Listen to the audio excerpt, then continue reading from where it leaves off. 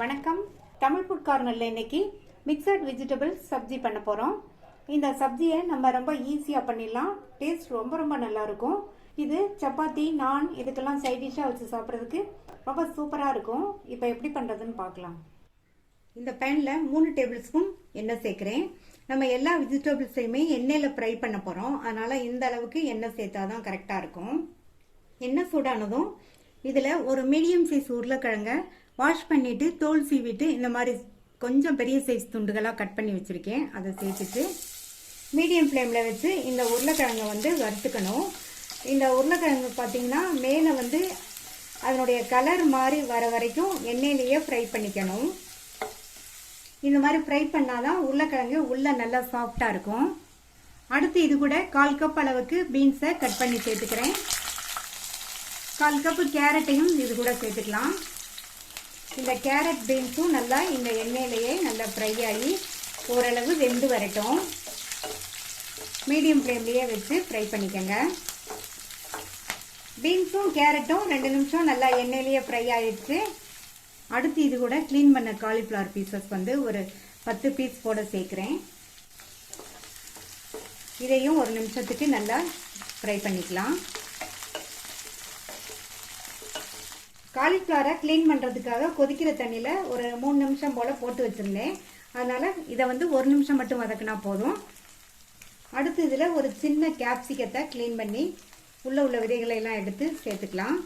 கேப்சிகத்தையும் ரொம்ப நேரம் வதக்க வேண்டியதில்லை. கேப்சிகம் நமக்கு க்ரன்ச்சியாக இருந்தால் தான் நல்லாயிருக்கும். அதனால் இதை அடுத்து ஒரு 30 செகண்ட்ஸ் மட்டும் நம்ம எண்ணெயிலேயே ஃப்ரை பண்ணால் போதும். கேப்சிகமும் 30 செகண்ட்ஸ் எண்ணெயிலேயே ஃப்ரை ஆயிடுச்சு. எல்லா வெஜிடபிள்ஸையும் எடுத்து ஒரு பிளேட்டுக்கு மாற்றி வச்சிடலாம். ஃப்ரை பண்ணதுக்கப்புறமா மீதி உள்ள எண்ணெய் கூட 1/2 டேபிள் ஸ்பூன் எண்ணெய் மட்டும் சேர்த்துக்கிறேன். எண்ணெய் சூடானதும் இதில் ஒரு பெரிய வெங்காயத்தை நல்லா பேஸ்ட் பண்ணி வச்சுருக்கேன். அதை சேர்த்துட்டு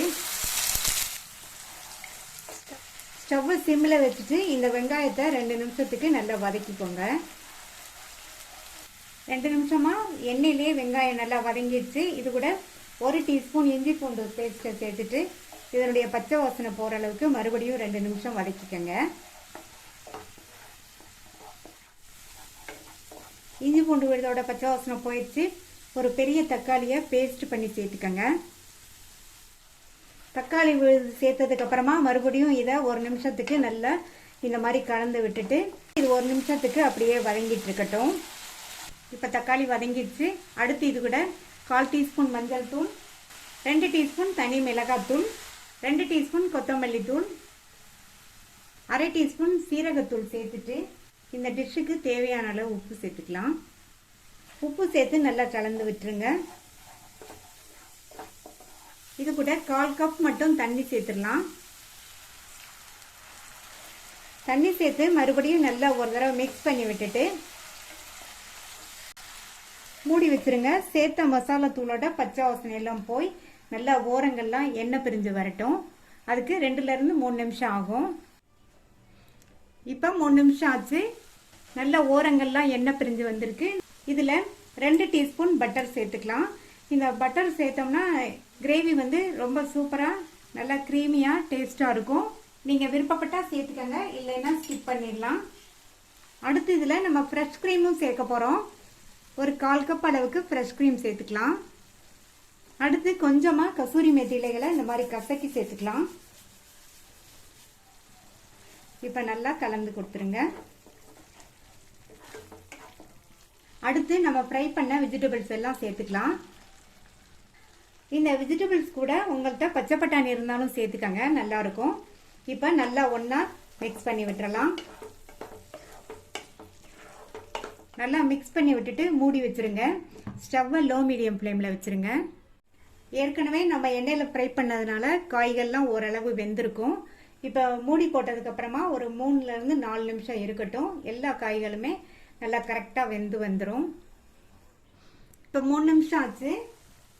நம்ம சேர்த்த எல்லா காய்களுமே நல்லா கரெக்டாக வெந்துருச்சு.